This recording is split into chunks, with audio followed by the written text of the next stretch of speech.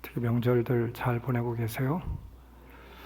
명절의 끝자락인데 또 이렇게 예배에 참석하신 여러분들 주님의 이름으로 축복합니다. 오늘 또 영상을 통하여서 가정에서 예배를 드리고 있는 사랑하는 성도 여러분, 여러분들의 가정 가운데 하나님의 축복과 놀라운 은총이 함께하기를 주님의 이름으로 축원합니다. 오늘은 기도에 대한 말씀입니다. 여러분들 기도를 어떻게 하고 계십니까? 요즘 들어서 더 기도가 간절해지지 않나요? 또 내가 하는 기도와 하나님께서 원하시는 기도가 무엇인가에 대해서 여러분들 좀 생각이 들지 않습니까? 여러분들은 어떻게 기도하십니까?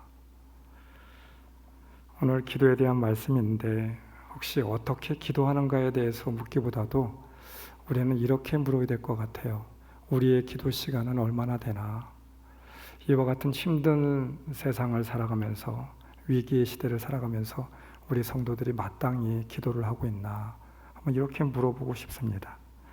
어떤 통계에 보니까 우리 믿는 자들에게 있어서 기도 시간이 절대적으로 부족하대요.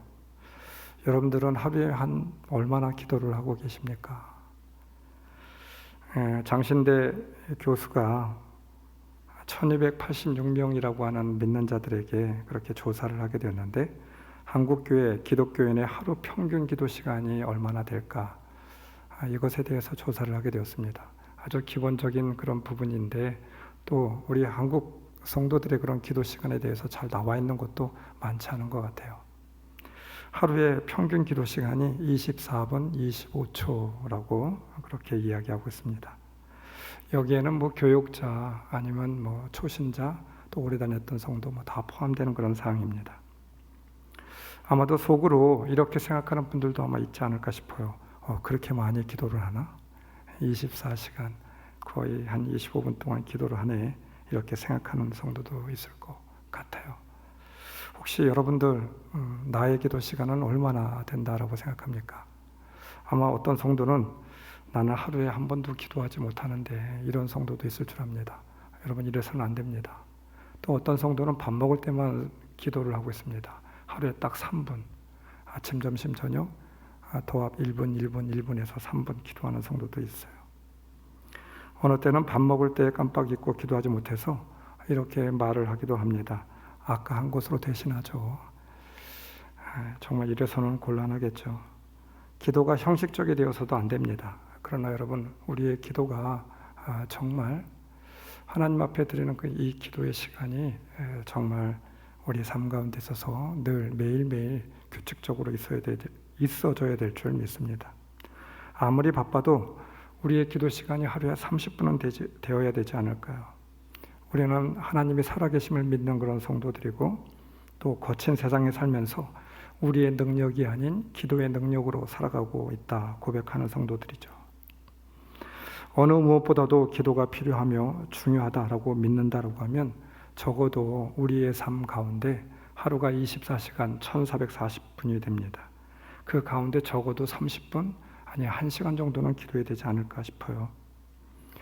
아마 어떤 성도는 이렇게 이야기할 수도 있습니다. 목사님, 뭐 형식과 양이 중요한 것이 아니잖아요. 말할 수도 있어요. 여러분, 때로는 형식도 중요하잖아요. 형식도 갖춰지지 않는데 거기에 의미, 내용을 담을 수 없습니다. 물론 형식보다는 내용이 중요하고 의미가 중요하기도 합니다. 오늘은 예수님께서 우리가 기도하는 부분에 대해서 기도가 어떻게 되는지, 기도의 자세와 내용에 대해서 말씀해 주고 있어요. 골방에 들어가 문을 닫아라 말씀합니다. 바리새인과 같아서는 안 될 것에 대하여서 강조하고 있습니다. 외식하는 그런 기도에 대해서 우리 주님께서 엄중하게 경고하고 있어요. 바리새인이 기도하는 모습은 보이기 위한 형태의 기도였습니다. 그들은 먼저 떨리는 음성으로 기도하였습니다. 기도만 시작하면 보통 때와는 달리 약간의 떨리는 음성으로 기도를 한다라고 해요. 다시 말해서 기도할 때 나오는 음성이 평소와 달리 따로 있더라고 하는 말입니다. 어느 목사님은 이런 소리를 들었다고 해요. 목사님의 음성은 은혜가 없는데 말씀에는 은혜가 있습니다. 이렇게 이야기하는 성도가 있어요. 이때 은혜가 되는 소리라고 하는 것이 무엇입니까? 혹시 목이 쉰 소리, 허스키한 목소리? 이런 것을 우리가 은혜라고 하는 선입관을 가지고 또 신앙에 대해서도 그렇게 평가를 하고 있는지도 모르겠어요. 예전에는 음향시설이 이렇게 잘 갖춰지지 않았습니다. 그래서 대형 교회가 생겨나기가 어려웠습니다. 많은 사람들에게 한꺼번에 그렇게 소리를 전달할 수가 없었어요. 그래서 18세기, 19세기에는 중간중간에 이 설교를 전달하는 그런 중간에 전달하는 사람이 있었다고 합니다. 그리고 설교자는 우선적으로 목소리가 커야 된다라고 그렇게 알고 있었습니다. 1907년에 부흥운동의 주인공이었던 길선주 목사님도 차력을 해서 목소리며 기운이 좋았다라고 합니다. 그래서 많은 사람들을 그렇게 이끌어 나갈 수 있었다라고 하는 말이 있어요. 예전에 목사님들은 사람들이 많이 모이고 설교 시간은 길고 계속해서 집회는 인도하고 목이 쉴 수밖에 없었죠. 또 기도를 많이 하고 철야를 하면서 애쓰고 부르게 된다고 하면 목이 쉴 수도 있습니다. 그러나 여러분, 목이 쉰 것이 곧 은혜가 있다라고 단정하는 것은 형식주의의 산물이 되겠죠. 그리고 더 안 좋은 것은 모모인 채 하는 것입니다. 기도하지도 않으면서 기도하는 채, 믿음이 좋지도 않으면서 믿음이 좋은 채 하는 것이 되겠죠. 바리새인들은 기도할 때 떨리는 음성으로 기도하고 어깨를 젓는 그런 바리새인이 있었습니다. 이것은 바로 하나님 앞에 깊은 영감을 받고 있다라고 하는 말이겠죠. 또 어떤 바리새인들은 땅만 바라보게 했습니다. 왜 그렇습니까? 죄가 눈으로 들어온다라고 생각하여서 땅만 쳐다보고 다녔다라고 말하기도 합니다. 경건한 척을 하고 있는 것이죠. 또 어떤 사람들은 발끝으로 걸었습니다. 특별히 예루살렘 성전에 들어갈 때 그것은 하나님의 거룩한 땅이기 때문에 내가 어떻게 온 발바닥으로 걸을 수가 있겠느냐. 발끝으로 그렇게 조심 경건하게 경건한 사람인 양 표시를 내는 것이었습니다. 여러분, 제가 목회를 하고 나서 유심히 살피는 것이 있습니다. 목사님들의 걷는 모습입니다. 목사 처신법이라고 하는 그 책을 어떤 목사님이 써서 저한테 주셨는데 600페이지가 넘는 그런 굵은 책이 있습니다.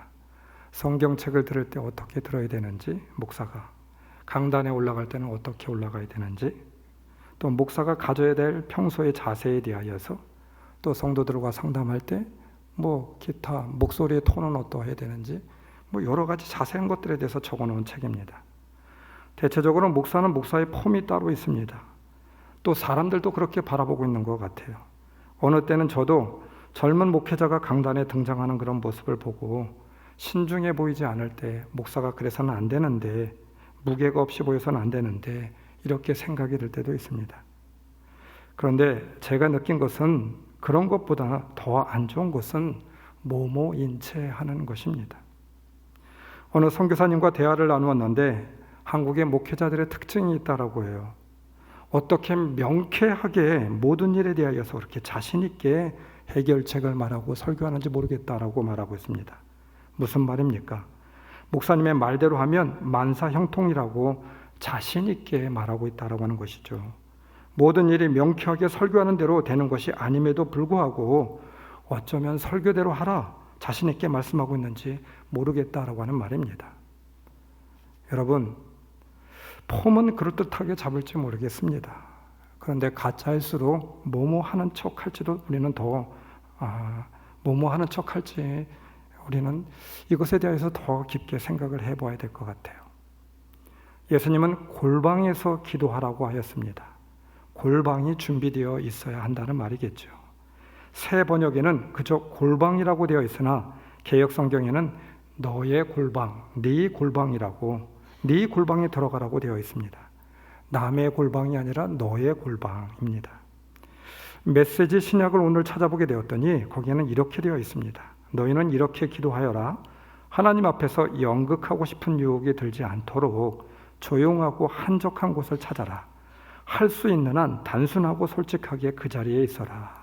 그러면 초점이 너희에게서 하나님께로 옮겨지고 그분의 은혜가 느껴지기 시작할 것이다. 나만이 아는 주님과 만남의 장소, 그 골방이 준비되어 있어야 되겠어요. 그곳이 어디든 상관이 없습니다. 주님과 만나는 시간이며 주님과 개인적으로 대면하는 그런 골방이 준비되어 있어야만 되겠습니다. 마태복음 6장 6절 너는 기도할 때에 골방에 들어가 문을 닫고서 골방에 들어가 문을 닫으라 라고 하는 것은 외부와의 차단을 말하고 있습니다. 때로는 물리적인 차단이 필요하지 않겠습니까? 전화 코드를 빼놓고 기도하는 것이 중요합니다. 속회를 드릴 때에도 큐티를 할 때에도 그래야만 합니다. 여러분 갑자기 핸드폰이 울려지게 된다라고 하면 기도하다가 기도가 중단이 될 수도 있고 또 하나님 앞에 드리는 그 영적인 기도가 막혀질 때도 있습니다. 지금은 그렇지 않은데 우리 교회 사무실이나 우리 교회 안에는 핸드폰이 잘 터지지 않게 되어 있었습니다. 물론 사무를 볼 때 부목사님들이 굉장히 불편하다고 이야기를 해요. 그래서 지금은 어쩔 수 없어서 교회 핸드폰이 잘 터지게끔 그렇게 조치를 해놓게 되었습니다. 근데 예전에는 저는 그것이 오히려 더 좋았지 않았나 그런 생각이 들 때도 있습니다.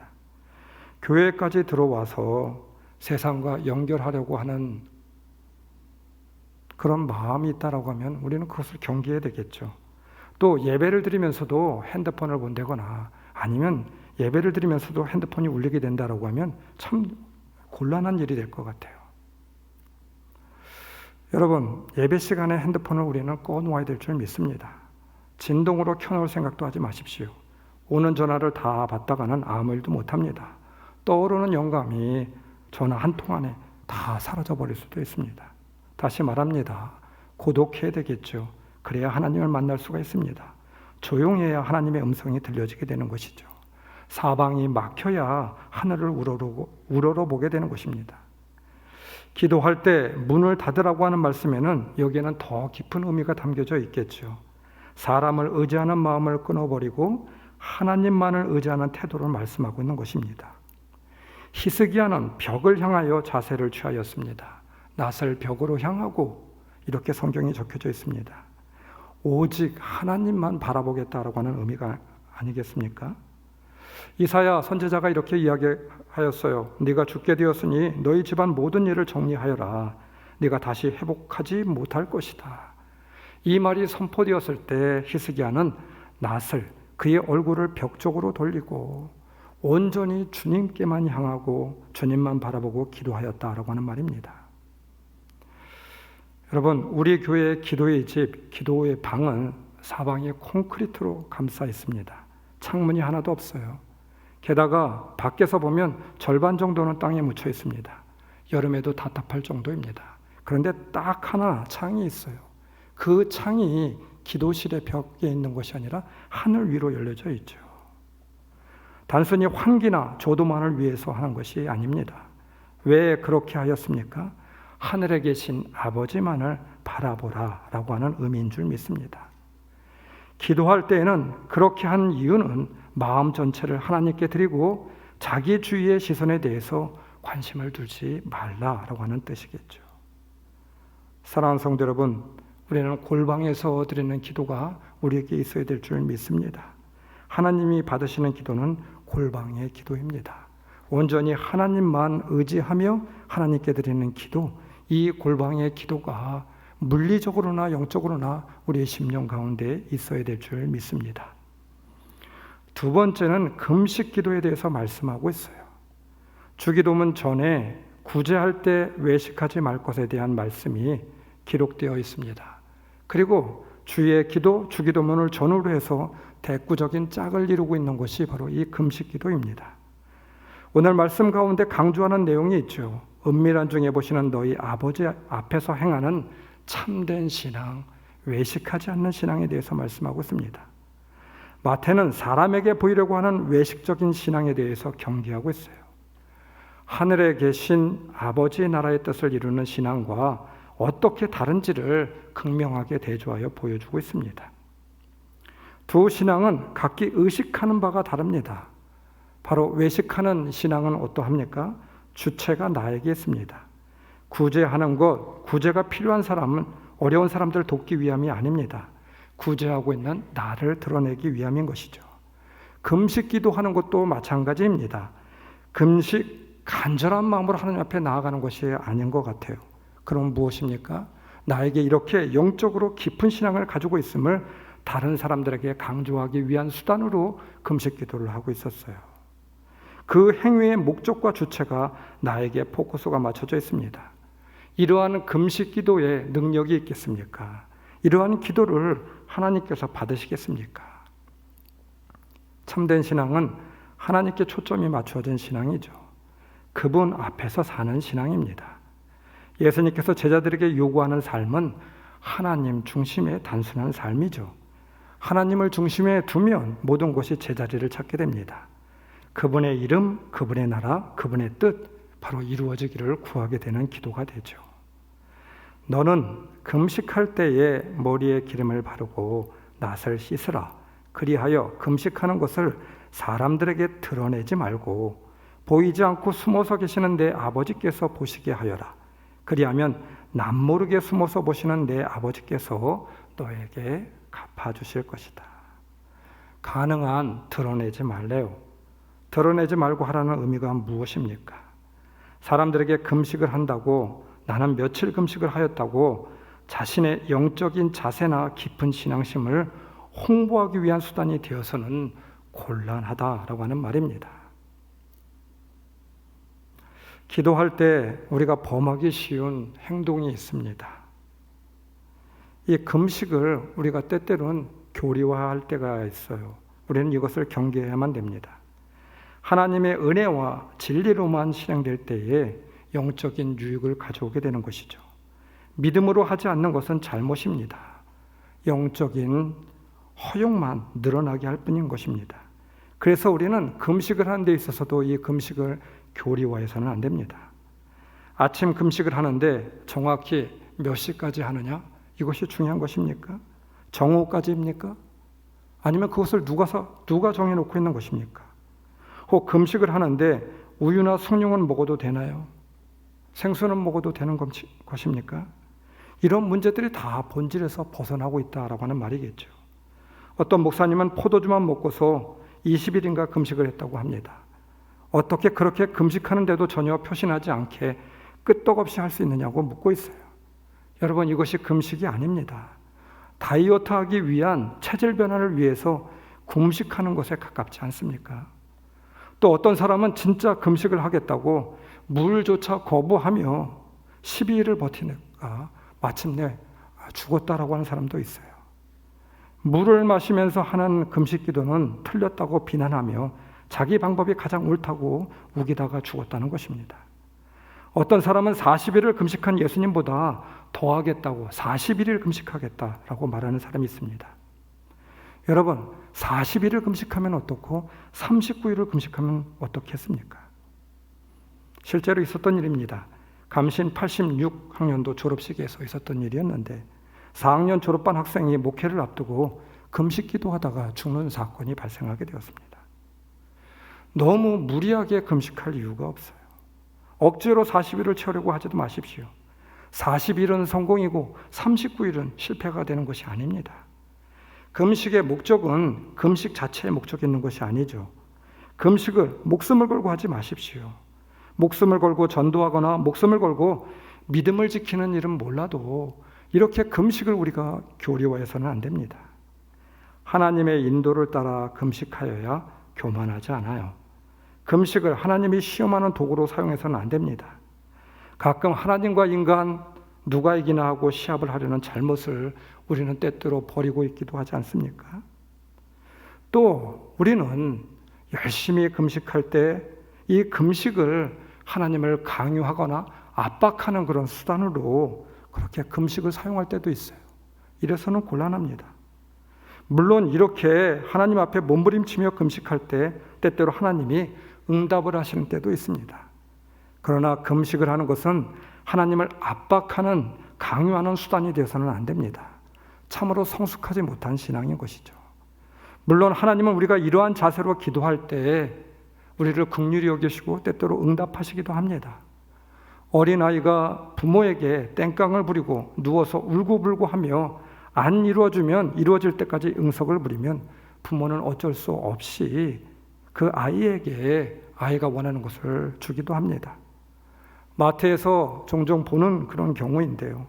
아이들이 사고 싶은 것을 사기 위하여서 땡깡을 부리고 바닥에 드러누워 울고불고 하면 부모는 난처하여서 어쩔 줄을 모릅니다. 아이가 원하는 것을 들어주기도 합니다. 여러분, 아이이기 때문에 그래요. 성숙한 사람이 아니죠. 어떤 목사님이 이렇게 말하는 것을 들은 적이 있습니다. 예수를 믿고 나서 3년이 안 된 성도들의 기도는 대부분 다 이루어진대요. 다 들어주신다고 합니다. 아니, 들어주실 수밖에 없다고 합니다. 그런데 예수를 오랫동안 믿었던 사람들의 기도는 잘 응답이 없대요. 그 이유가 무엇이겠습니까? 믿음의 성숙, 신앙의 성숙이 있기 때문이다라고 해요. 3년이 안 된 초신자들에게 응답하지 않는다라고 하면 어떻게 되겠습니까? 그들이 떨어질 수밖에 없어요. 그래서 하나님은 그들이 원하는 것은 다 들어주실 수밖에 없대요.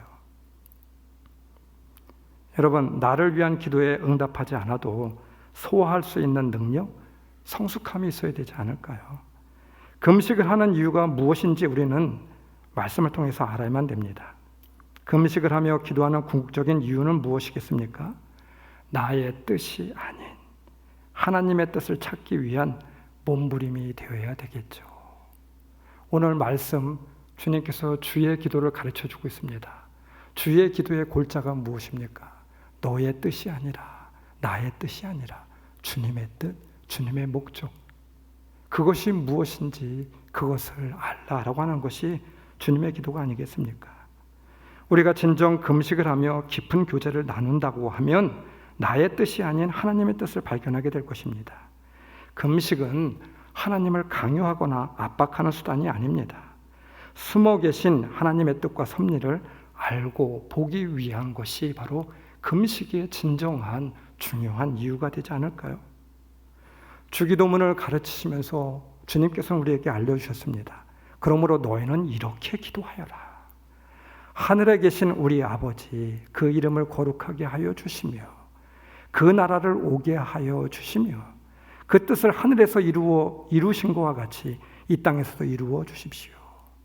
나의 뜻을 아뢰는 것이 아니라 그분의 뜻을 쫓고 찾고 주님의 뜻을 알기 위함이 우리의 기도와 목적이 되어야 될 줄 믿습니다. 우리의 기도가 힘이 없고 금식과 골방에서 드리는 기도가 간절한 기도를 하면서도 힘이 없는 것은 나의 뜻, 우리의 뜻을 구하고 이루기 위함이 아니겠습니까? 금식이 하나님께 나의 기도를 들어달라고, 나의 기도를 보아달라고 강요하거나 때를 쓰는 것이 아닙니다. 그러면 무엇입니까?